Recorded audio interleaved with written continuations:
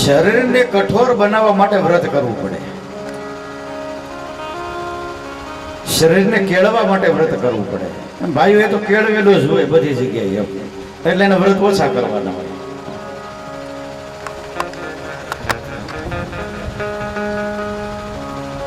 કરવા જોઈએ જીવનમાં કઈક વ્રત, નિયમ, જપ, તપ, સ્વાધ્યાય આવું આપણા જીવનમાં હોવું જ જોઈએ. હા, વ્રત, જપ, તપ, નિયમ અને સ્વાધ્યાય કઈક નું કઈક પ્રવૃત્તિ આવી ઈશ્વરમય આપણાથી થવી જ જોઈએ. બહુ સારું કહેવાય. પરીક્ષિત મહારાજ કહી રહ્યા છે સુખદેવજીને, આગળ સગર રાજાની કથા કહે છે, ગંગા અવતરણની કથા, અને એ પછી આપણે રામ જન્મ તરફ આગળ.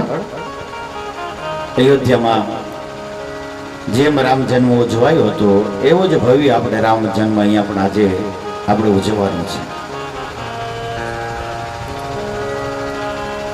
સૂર્યવંશની કથા ચાલી રહી છે.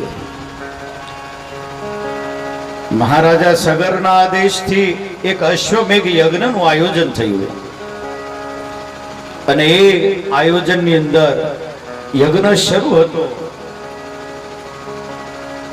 અને ત્યાં અશ્વની ચોરી થઈ ગઈ, ઘોડાની ચોરી થઈ ગઈ, અને એ ચોરી ઇન્દ્રએ કરેલી હતી.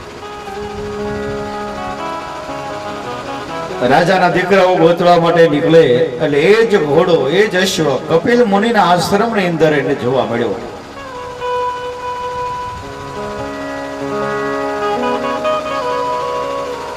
સગર રાજા ના 60,000 પુત્રો કપિલ મુનિના આશ્રમની નજીક આવ્યા, તેને ચોરાયેલો ઘોડો જોયો અને કપિલ મુનિને ન કહેવા જેવી વાત કહેવા લાગ્યા. એ ત્યારે કપિલ મુનિ હતા, ભગવાનના ભજનમાં સ્થિત હતા.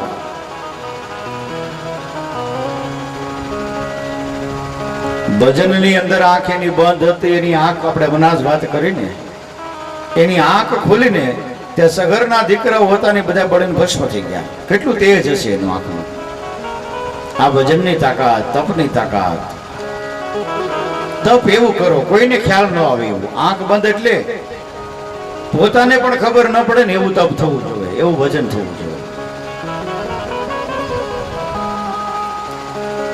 એ ભજનની તાકાત હોય છે, એ તપની તાકાત હોય છે.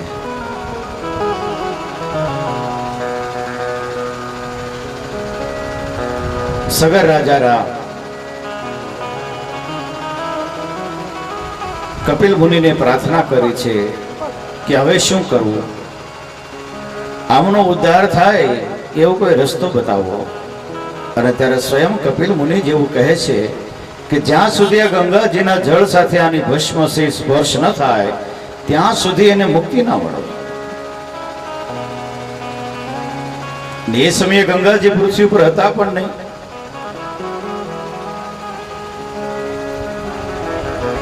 સગરના દીકરા અસમંજસ, એમને ભગવાનની કૃપાથી ગંગાજીનું અવતરણ કરવા માટે એની ઉપાસના કરે છે.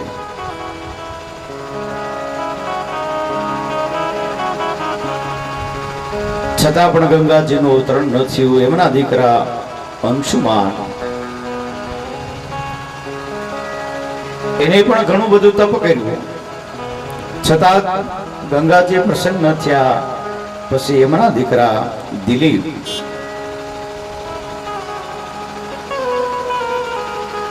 એને પણ ઘણું બધું તપ કર્યું. 3 પેઢી સુધી તપ જ કર્યું છે. વિચાર કરો, ભગવાનને પ્રાપ્ત કરવા માટે 3 પેઢી સુધી તપ કર્યું છે, ત્યારે ગંગાજી પ્રસન્ન થયા. અને આપણે તો અહીંયા અઠવાડિયા માતાજી ફેરવી નાખીએ. હા,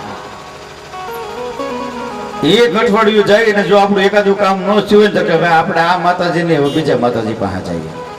વિચાર કરો, આ 3 પેઢીના તપ ભેગા થાય ને ત્યારે સફળતા મળે છે. અઠવાડિયે માતાજી નથી બદલવાના, આપણા મન બદલવાના છે.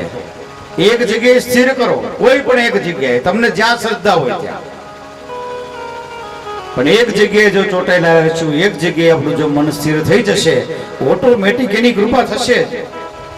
થશે નહીં, હોય જ, આપને દેખાતી નથી. એની કૃપા આપણા ઉપર હોય છે, ન દેખાય તો એક વાત જુદી છે. ભરોસો, શ્રદ્ધા આ મહત્વની વસ્તુ છે.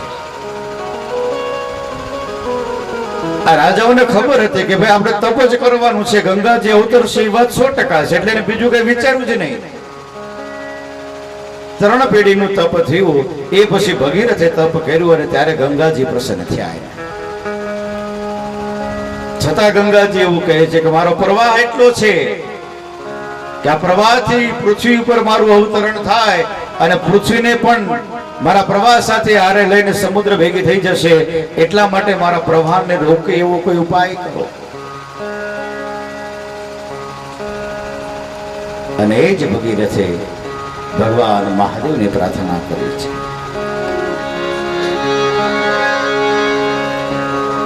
અંગ વિમાને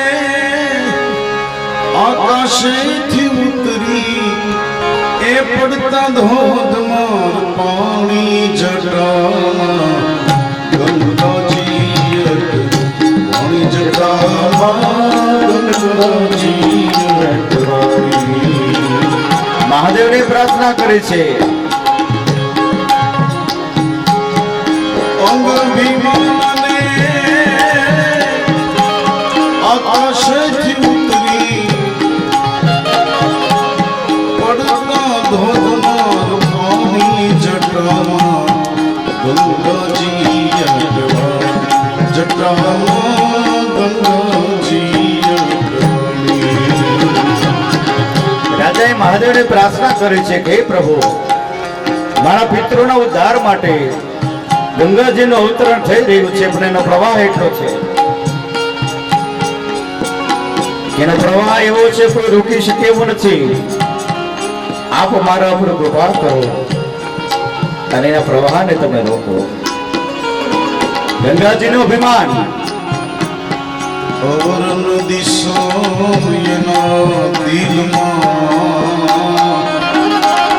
જોગીને મુજને જાણી જોગીને મુજને જાણી અવરન દિશો. ચાલો તો આપણે અયોધ્યાને અહીંયા બોલાવીએ. હા, ભગવાન મર્યાદા પુરુષોત્તમ રામનું પ્રાગટ્ય થાય.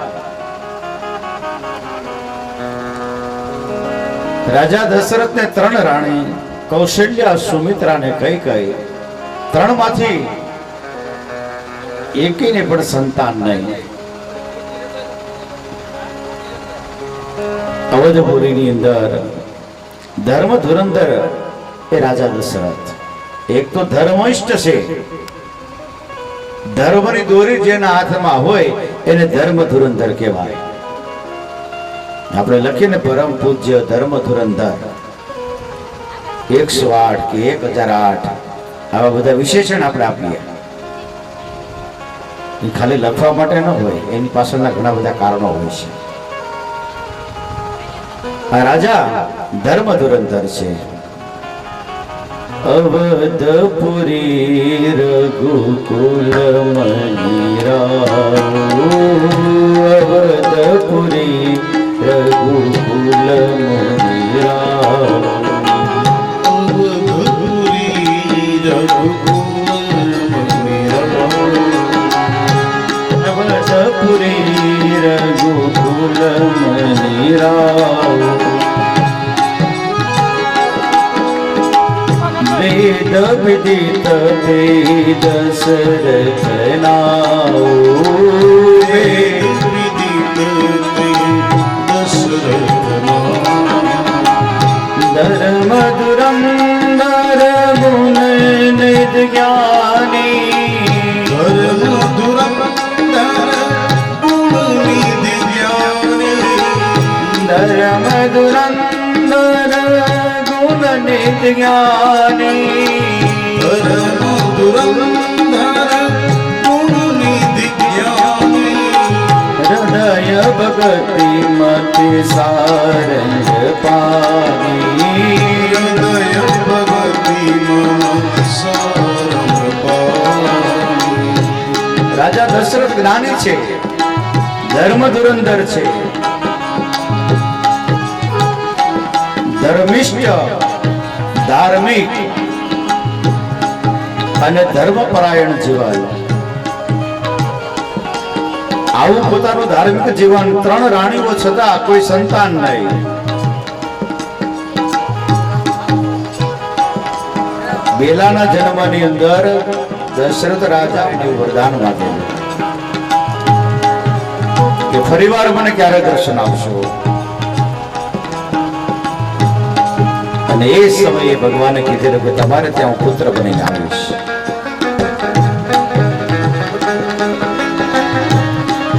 રઘુવંશની અંદર રાજા દશરથ 3 રાણી હોવા છતાં એક પણ સંતાન. આદર્શ જીવન કઈ રીતે જીવવું, પિતા સાથે કઈ રીતે રહેવાય, ભાઈ સાથે કઈ રીતે રહેવાય, માતા સાથે કેવો સંબંધ રખાય, પોતાની પ્રજા સાથે કેવો વ્યવહાર કરાય, આવું જીવન ચરિત્ર દર્શાવતો કોઈ ગ્રંથ હોય તો એ રામચરિતમાનસ. આદર્શ જીવન બનાવવા માટે ભગવાન મર્યાદા પુરુષોત્તમ રામ છે. રાજા દશરથ પોતાના ગુરુને કહે છે, આપણી કૃપાથી બધું જ મારે ત્યાં છે, સર્વ સંપન્ન છે, કોઈ વસ્તુની ખામી નથી. પણ આગળ રાજ્ય ચલાવનાર કોઈ મારો વંશ જ નથી. અયોધ્યાની ગાદી હું કોને સોંપું, એ પ્રશ્ન છે. માટે બાબુજી તમારી પાસે આવ્યો છું. વશિષ્ઠજી કહે છે, દરહુ દરી હોઈ સુતચારી, ધીર હોઈ હસુતચારી, દરહુ ધીર હોઈ સુતચારી,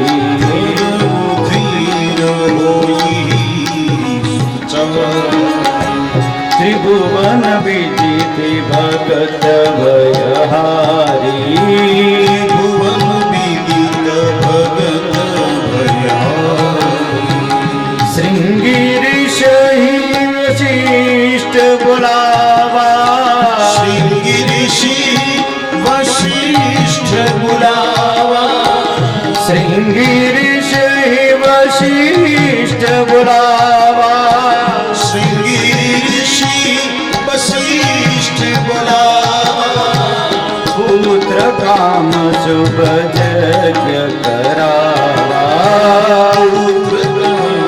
શુભ જગ્ય કરાવા.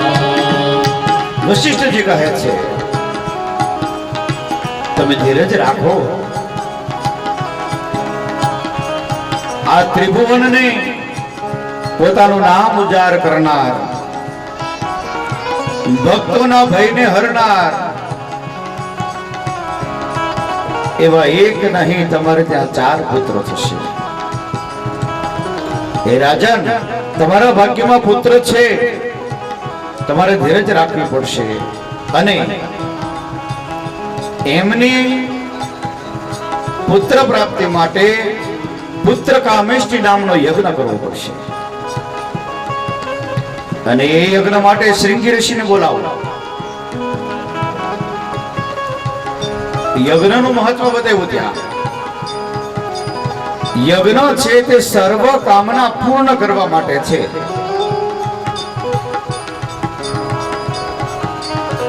આપણે ત્યાં કોઈ પણ કર્મ હોય, કર્મની અંદર યજ્ઞ પહેલા બતાવ્યો છે. અને આમે આપણે વાત કરી ચિત્તની શુદ્ધિ માટે નિત્ય યજ્ઞ કરવો એ પણ જરૂરી છે. આપણા 16 સંસ્કારો છે, 16 સંસ્કારની અંદર યજ્ઞનું મહત્વ બતાવ્યું છે.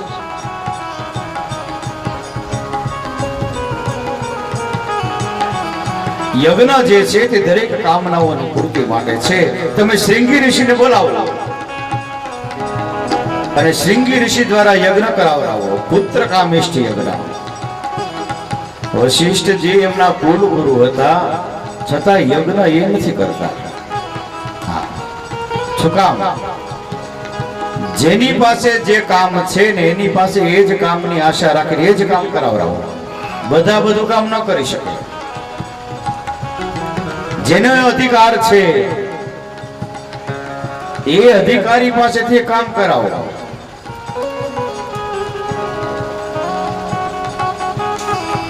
સાતમા રાડ તલાટી મંત્રી પાસે કઢાવવા જવાય, શિક્ષક પાસે કઢાવવા ન જવાય. શિક્ષક પાસે કઢાવવા જાવ તો એમ કે આ મારું કામ નથી. એમ યજ્ઞ જેની પાસે થતો હોય એની પાસે જ કરાવવા જવાય. પૂજા જેની કરતા હોય એની પાસે જ પૂજા કરાવાય. આ દરેકને અધિકાર આપેલા છે.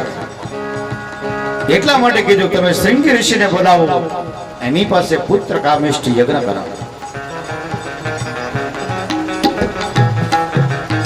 આપણા સંસ્કારો છે, 16 સંસ્કાર છે. આ 16 સંસ્કારની અંદર યજ્ઞનું મહત્વ બતાવ્યું છે. એક પણ સંસ્કાર યજ્ઞ વગર નથી થતો. આપને તો 16 સંસ્કારના નામ પણ ના આવડતા હોય, પછી યજ્ઞની તો ક્યાં વાત છે. 16 હોય એ ખબર હોય કે 16 સંસ્કાર છે. શ્રૃંગી ઋષિને બોલાવ્યા.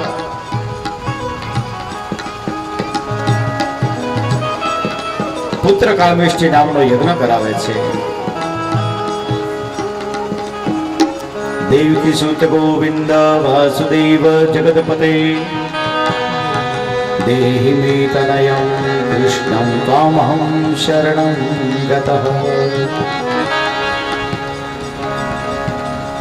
ભગતિ સહિત મુનિ આહુતિ દીને, ભગતિ સહિત મુનિ આહુતિ પ્રગટે અગ્નિ સરૂ કરીને.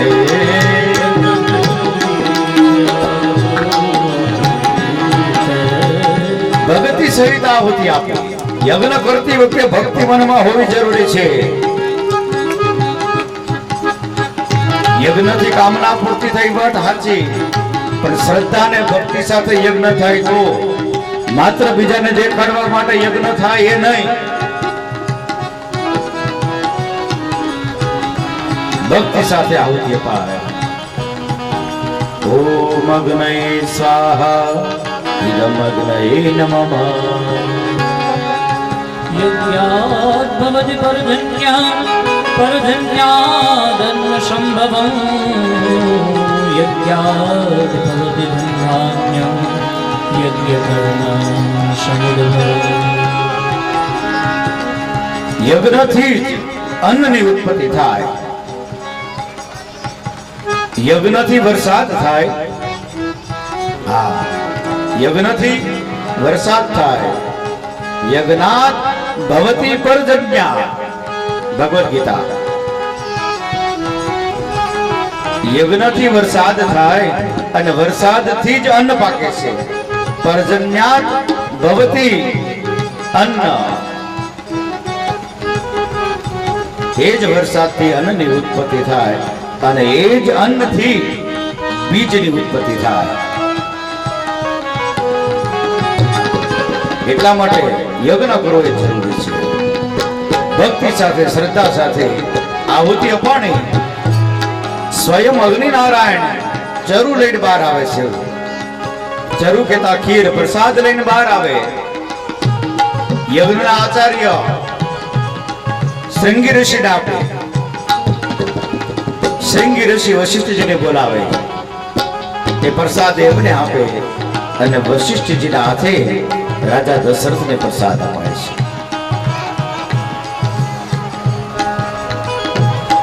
અને એ પ્રસાદ રાજા દશરથ બે ભાગ કરી, એક ભાગ છે એ કૌશલ્યાને આપે, બીજો ભાગ વિધુએમાંથી બે ભાગ કર્યા, એક સુમિત્રા અને કૈકેયીને ખવડાવે છે.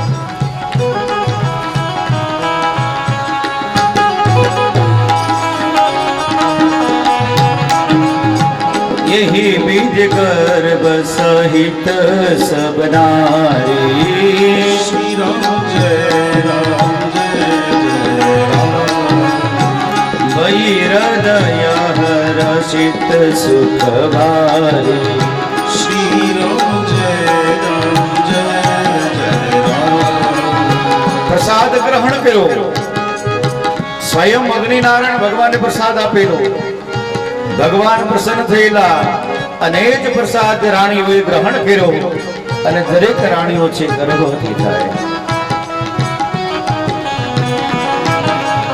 સગર્ભાવસ્થાની અંદર આ ત્રણેય રાણીઓ પોતાના ઈષ્ટદેવની પૂજા કરે, પોતાના કુળદેવની પૂજા કરે, પોતાના માતાજીની પૂજા કરે. આપણે 16 સંસ્કારમાં એક શ્રીમંત સંસ્કાર છે. સંસ્કાર 16 છે એ તો બધાને ખબર જ હોય, પણ એમાંથી એક સંસ્કાર શ્રીમંતોન્નયન સંસ્કાર છે. અને એમાં આપણે માતાજીની પૂજા કરતા હોઈએ છીએ. અને એ માતાજીની પૂજામાં આપણે ગાઈએ,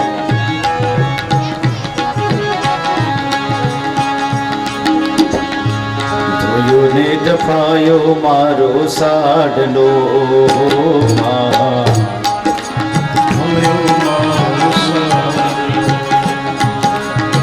પગલી નો પાડનાર જોને રાંદલમાં બંધ્યા વીણા રે મારે કોયલા હો માં.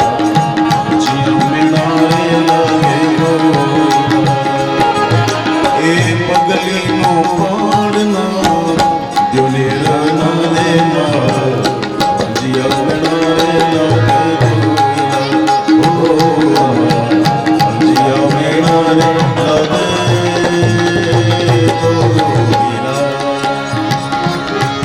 એક પુત્રની પ્રાપ્તિ કરવા માટે આપણે કેટલા બધા વ્રતો કરતા હોય, તપ કરતા હોય, જપ કરતા હોય, આરાધના કરતા હોય, સ્તુતિઓ કરતા હોય, માં ભગવતીને આપણે પ્રાર્થના કરતા હોય.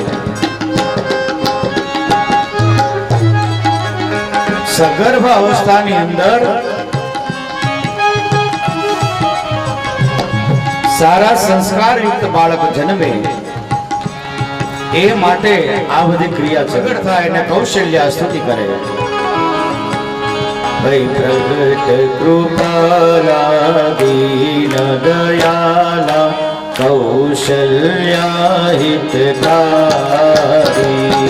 શિખમહારી મુનિમનહારી ચતુર્ભુજે ભગવાન પ્રગટ થાય, દેવતાઓ પુષ્પની વૃષ્ટિ કરવા માટે આવે. લોચન અભિરામા તન ઘનશ્યામા નિજ આયુધ ભુજાય ભૂષણ ગણમાલા નયન વિશાલા શોભા સિંધુ કરાય કર જોરી સ્તુતિ જોરી કેવી વિધિ કરો અનંતા માયા ગુણ જ્ઞાનાતીતયમાના વેદ પુરાણ ભરંતા કરુણા સુખ સાગર સબ ગુણ આગર જીવ ગાવહી શ્રુતિ સંતા સોપમહિત લાગી જનય ધુરાગી ભયહુ પ્રગટ શ્રીકંતા બ્રહ્માંડનિકાયા નિર્મિતમાયા રોમ પ્રતિવેદ કૌશલ્યાજી કહે છે, ચતુર્ભુજ રૂપિયા પ્રગટ થયા છો. આવી રીતે હું તમને બાપ કહું કે ડોલે તબ હું તતય રૂપા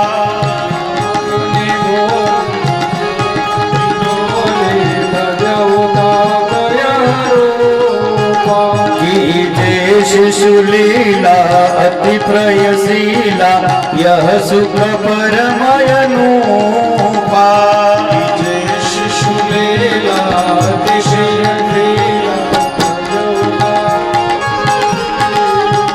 सुनी बचन सुजाना रोदन ताना सुनी बचन सुजाना रोदन ठाना वही बालक सुरभूपा यह चरित जगावही रूपा. भगवान संत हिता लीने हमनो અવતાર જગ નિવાસ સિયાવર રામચંદ્ર કી જય રાજા રામ રામ રામ સીતા રામ રામ રામ રાજા રામ રામ રામ ભાવથી ભગવાનને બોલાવી આપ્યા રાજ રામ રામ રામ સીતારામ રાજા રામ રામ રામ સીતા રામ રામ રામ રાજા રામ રામ રામ સીતારામ હે રાજા રામ રામ રામ સીતા રામ રામ હે રાજા રામ રામ રામ સીતારામ બોલે રામચંદ્ર ભગવાન કે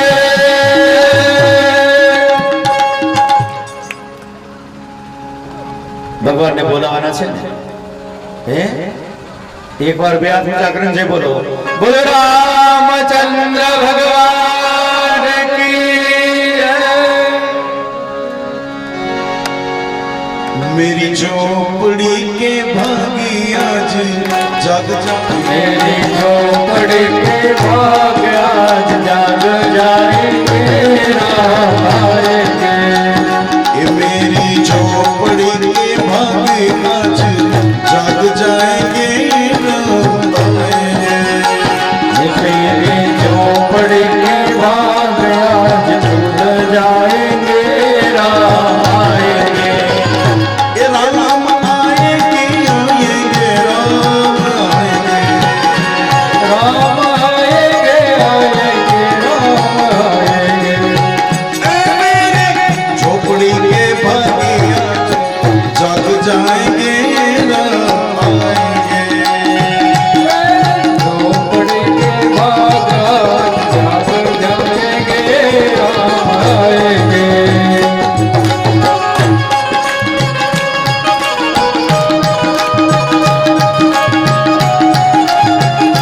जय जय श्री राम।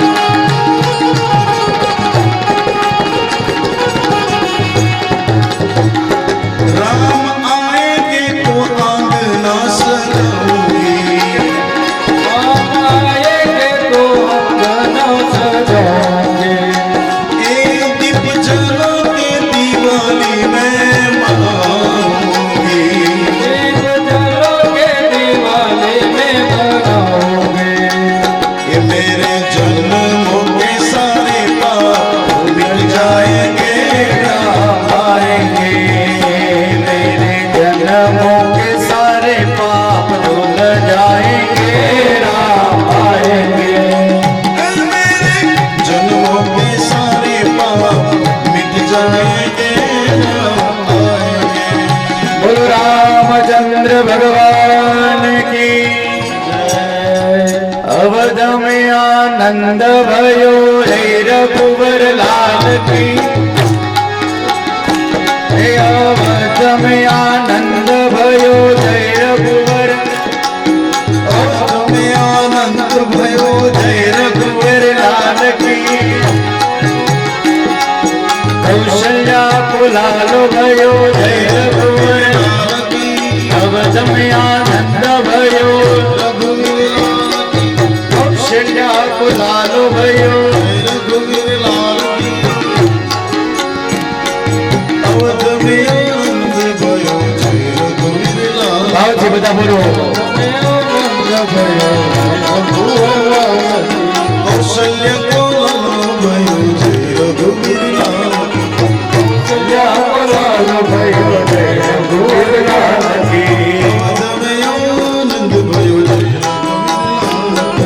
अवध में आनंद भयो जय रघुवर लाल की जय रघुवीर राम की कृष्ण लाल की जय रघुवीर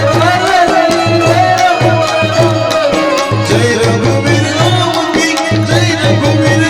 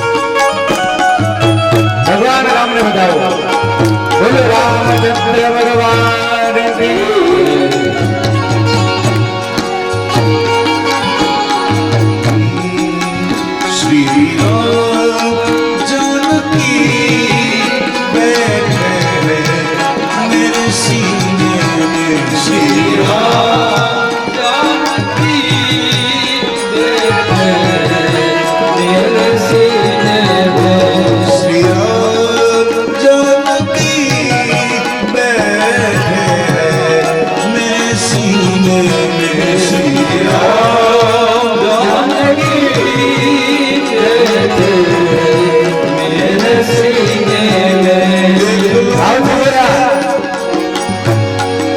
હાથ ઊંચા કરીને ભગવાનને વધાવો.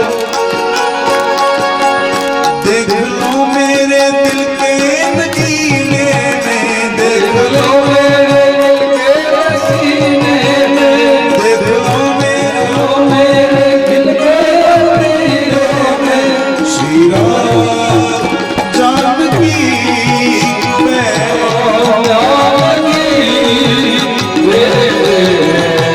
मेरे सीने में राम बोलेंगे तो पालना जुड़ाऊंगी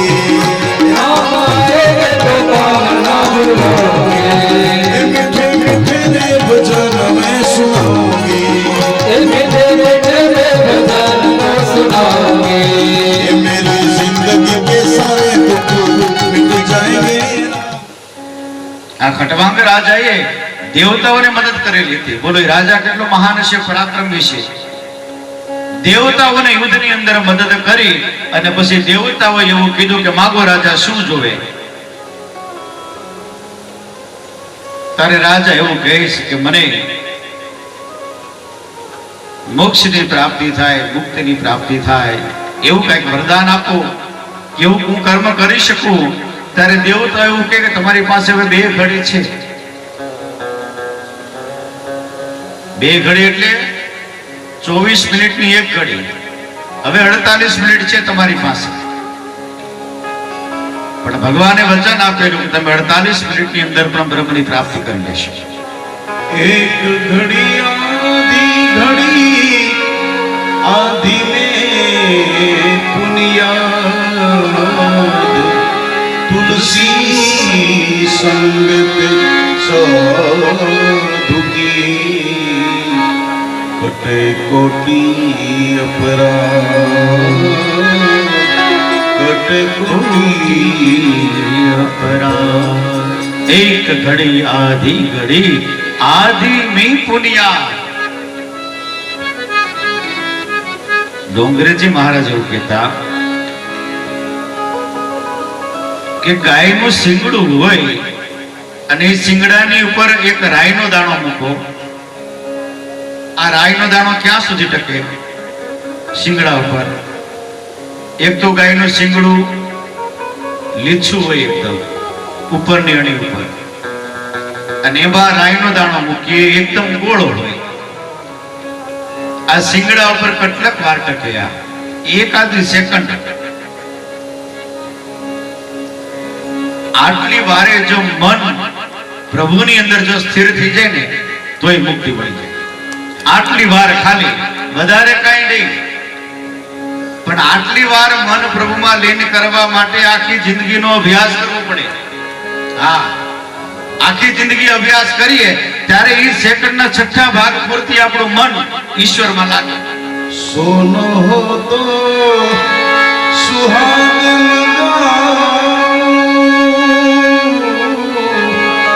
बंकनाल रसला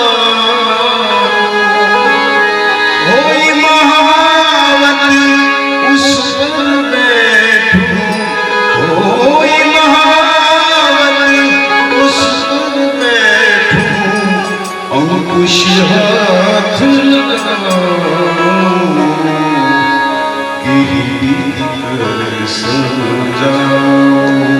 मन तो है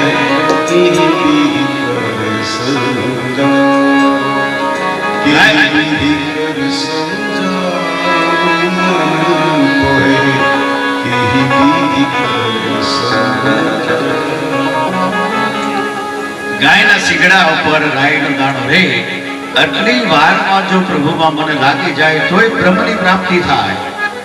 અને એ જ વાતને આપણા ગંગા સતી એમ કે વીજળી ચમકારે મોતીડા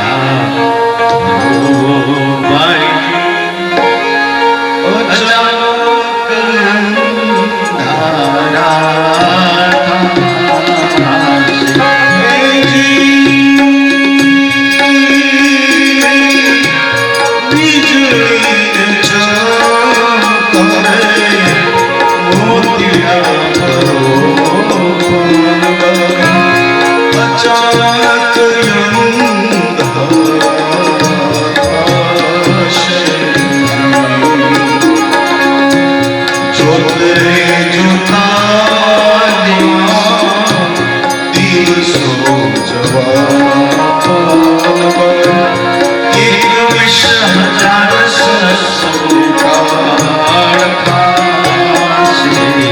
એક વિષ હજાર સરસોને કાળ ખાશે. માત્ર આટલો સમય જો મળી જાય આપણને, પણ એ સમય મેળવવા માટે આપણે અભ્યાસ આખી જિંદગી કરવો પડે. હા, અને એ અભ્યાસ કરતા કરતા એક સમય એવો આવે અને મન પ્રભુમાં લાગી જાય અને આ જીવનો ઉદ્ધાર થઈ જાય. અને એ ખટવાંગ રાજાને બે ઘડીની અંદર મોક્ષની પ્રાપ્તિ કરાવી હતી. તમારી પાસે તો 7 દિવસ છે, ઘણો સમય કહેવાય. સુખદેવજી મહારાજ કહે છે કે હે રાજન, માનવ જીવનનો હેતુ એ જ છે કે ભગવાનની પ્રેમ ભક્તિ પ્રાપ્ત કરવાનો અને ભક્તિથી ઈશ્વરને પ્રાપ્ત કરવાનો. આ સિવાય બીજું કોઈ કલ્યાણકારી કર્મ મનુષ્ય કરવાનું જ નથી. જે મનુષ્ય પોતાની ઇન્દ્રિયો વડે ભગવાનના દર્શન નથી કરી શકતો, ગુણગાન ગાઈ નથી શકતો, કથા કીર્તન કરી નથી શકતો, તીર્થયાત્રા કરી નથી શકતો, ભગવાનના ગુણાનુવાદ સાંભળી નથી શકતો, આનું જીવન તો વ્યર્થ છે. જે કાન દ્વારા ભગવાનની કથા ન સંભળાય તો સમજવાનું કે સાપના દર જેવા છે.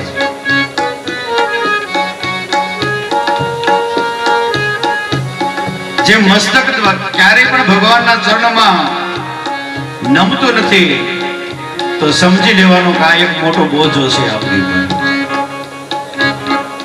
અને મસ્તક ત્યારે જ રમે હળવા થાય ત્યારે. હા, હું છું નહીં ભૂલવું પડે, પોતાને ભૂલી જવું પડે. પોતાને ભૂલી જાય ને એ જ માણસ હળવો થઈ શકે. બાકી યાદ રહી ગયું કે હું આ છું એ ક્યાંય નમી ના શકાય.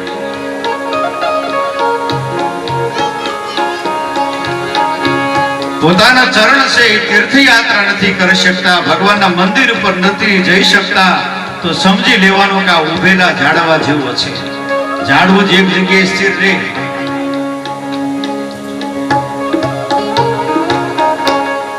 શરીર દ્વારા ભગવાનની પૂજા, તીર્થયાત્રા, સત્સંગ, શ્રવણ આ થવું જોઈએ અને એ જ કલ્યાણકારી છે.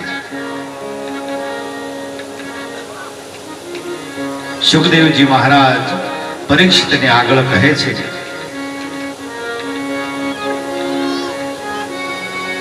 બ્રહ્મની પ્રાપ્તિ કરવા માટે, મૃત્યુ સુધારવા માટે ભગવત કથાનું શ્રવણ કરવું જોઈએ. જે પોતાના પિતાજી પાસે ભાગવત મળેલું હતું એ જ 18,000 શ્લોકના પૂર્ણ વિસ્તાર સાથે સુખદેવજી મહારાજ પરીક્ષિતને કહે છે. મુખ્ય 4 શ્લોકની અંદર એ ભાગવત હતું અને એ 4 માંથી 18,000 નો વિસ્તાર વ્યાસજી ચતુશ્લોકી ભાગવત જેને કહેવામાં આવે છે. અહમેવા સમભાગ્રે નાન્યદ્યત સત સત પરમ પશ્ચાદહમ યદેતસ્ય યો વશિષ્યતે સો સંયહમ. એ ચતુશ્લોકી ભાગવતનું વર્ણન કર્યું. આ બ્રહ્માંડની ઉત્પત્તિ કઈ રીતે થઈ? પરમાત્માને જાણવા હોય ને, ભગવાનને જાણવો હોય ને તો શરૂઆત આ પૃથ્વીની ઉત્પત્તિ કઈ રીતે થઈ ત્યાંથી ચાલે. કારણ કે મૂળથી ચાલુ કરે ને તો જ ખ્યાલ આવે. મૂળ વગર તો કેમ ખ્યાલ આવે?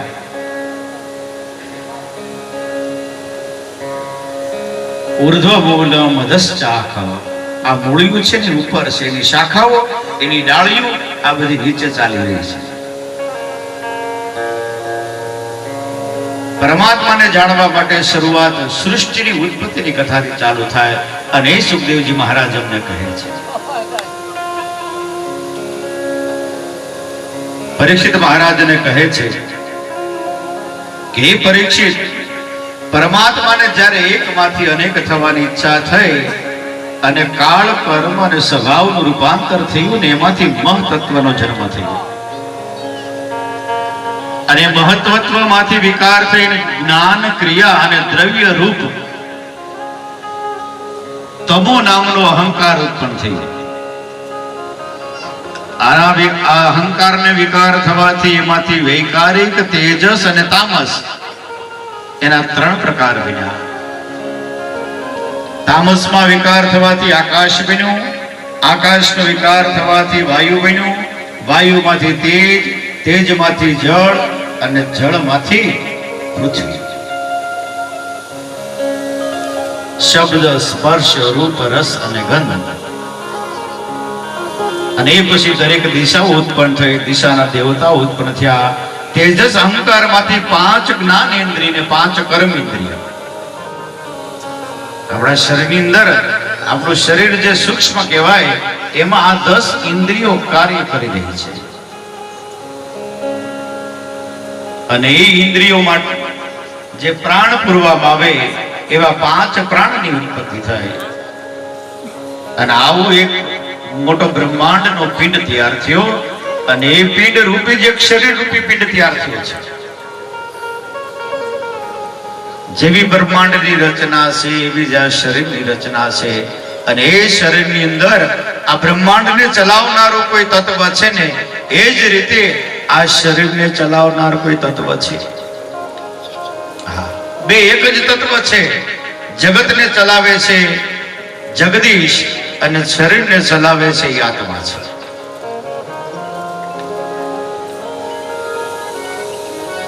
અને એ પરમાત્માની વાત સુખદેવજી મહારાજ પરીક્ષિતને કહે છે. એવા પરમાત્માના 24 અવતાર છે. આ સૃષ્ટિની સર્જનની કથા આખી બતાવે અને એની જે ઉત્પત્તિ થઈ છે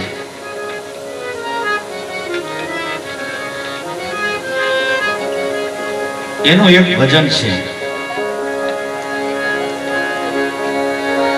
આપણે તમારે પરિવારનું ગોત્ર માર્કંડ, માર્કંડ ને આ માર્કંડ ઋષિ જે હતા ને એ શક્તિ ઉપાસક હતા. દુર્ગા સપ્તશતી નામનું પુસ્તક છે, 700 શ્લોક છે, જેને આપણે ચંડી પાઠ કહીએ. એ એમને બનાવેલી છે શક્તિ ઉપાસના માટે. એટલે જ આપણા કુળદેવી શક્તિમાં છે.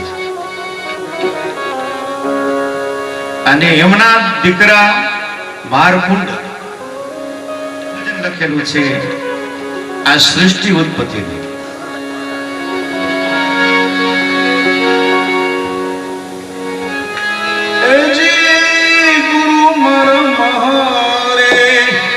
મંત્રનો મોટો મહિમા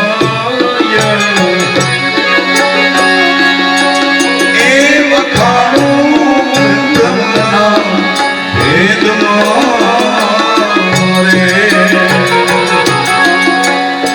એ જન ઋષિમુનિ જપતા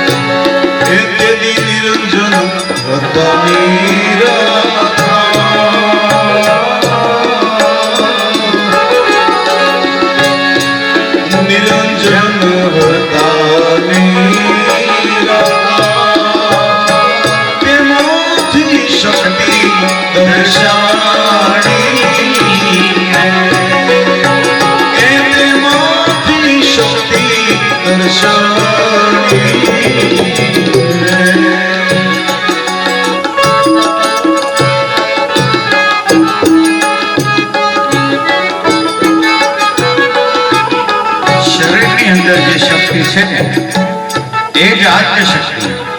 હા, એ શક્તિ વગર શરીર કામ ન કરી શકે. આ જ્યારે સૃષ્ટિની ઉત્પત્તિ થઈ ને ત્યારે પણ શક્તિની જરૂર પડી છે. શિવ અને શક્તિ. પછી શક્તિને તમે ગમે તે નામ આપી શકો. આ સર્જન કાર્ય થયું ને ત્યારે શક્તિની જરૂર પડી છે. અને એ જ શક્તિની વાત આ માર્કંડેય કહી રહ્યા છે. એ જી ગુરુ મારા શક્તિએ એ મળીને કીધો સમગ્ર એ નિરંજને વચન દીધો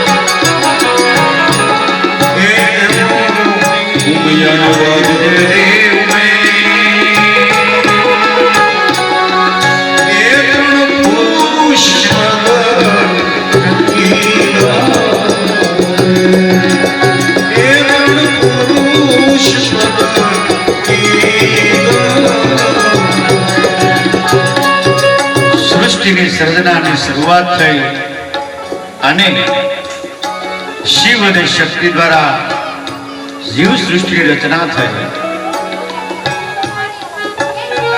સુખદેવજી મહારાજ પરીક્ષિતને કથા કહે છે અને એ સૃષ્ટિમાં ભગવાનના જેટલા જેટલા અવતારો થયા એ અવતારોની કથા કહે છે.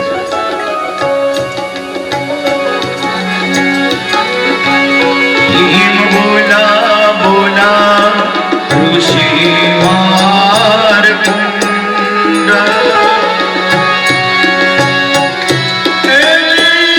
ગુરુ મારા પંચે હે મળીને કર્યો રે આરાધ એ શક્તિએ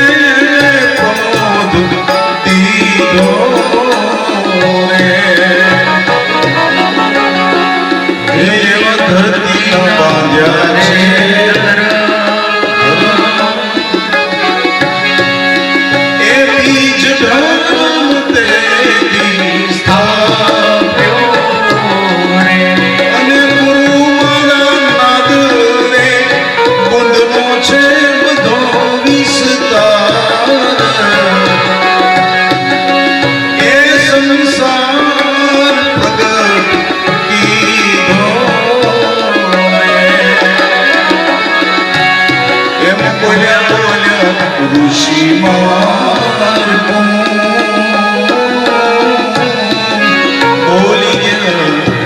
દીધો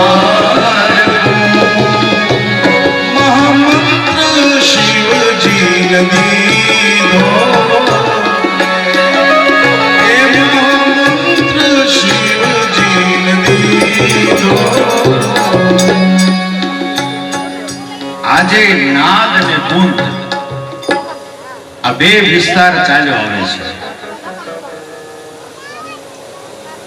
સૃષ્ટિની ઉત્પત્તિ છે ને ત્યારથી આજ સુધી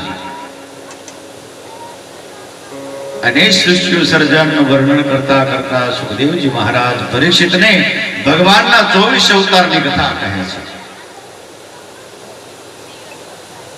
ભગવાનના અવતાર કેટલા છે? 24. આમ તો અનેક અવતારો થયા પછી પણ મુખ્ય 24. ભાગવતના આધારે મુખ્ય ભગવાનના 24 અવતારો છે.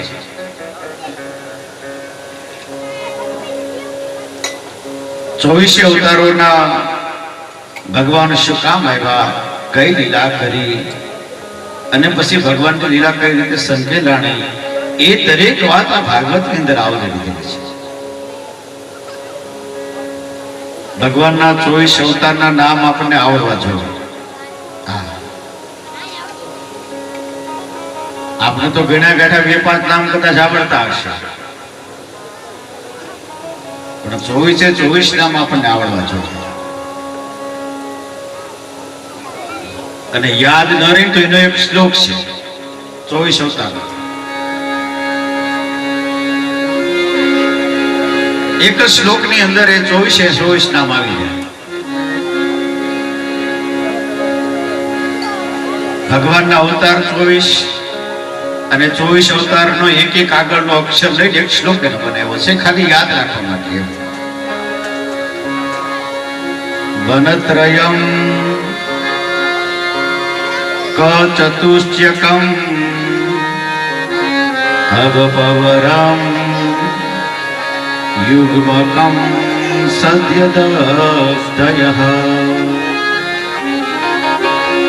વનત્રયમ કચતુષ્યકમ અવપરમ યુગ્મકમ સદયઃ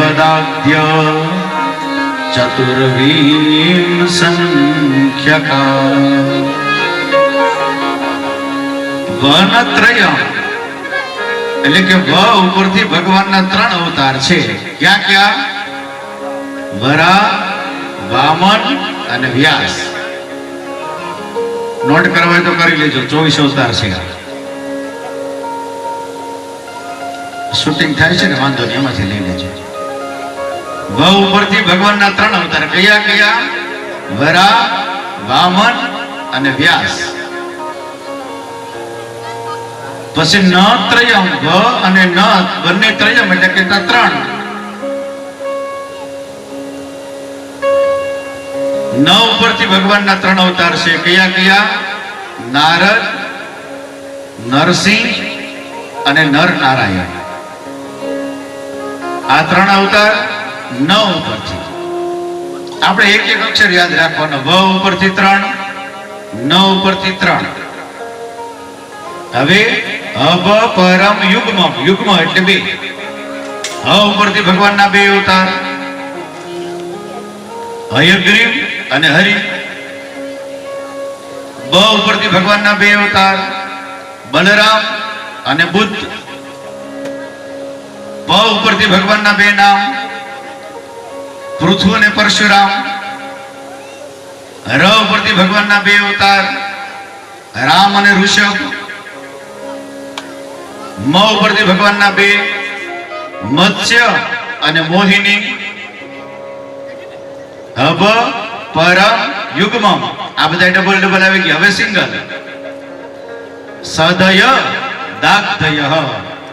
સ ઉપરથી સનત કુમાર, ધ ઉપરથી ધન્વંતરી, ય ઉપરથી યજ્ઞ અને છેલ્લે દ ઉપરથી ભગવાન દત્ત. આ ભગવાનના 24 અવતાર છે.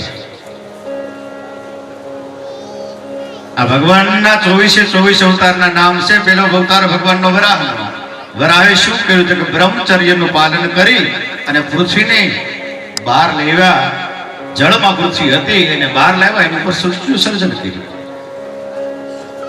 એની પેલાનો અવતાર ભગવાન સનત કુમાર, એને બ્રહ્મચર્યનું પાલન કર્યું. બીજો અવતાર ભગવાન વરાહનો. ત્રીજો અવતાર છે નારદનો છે.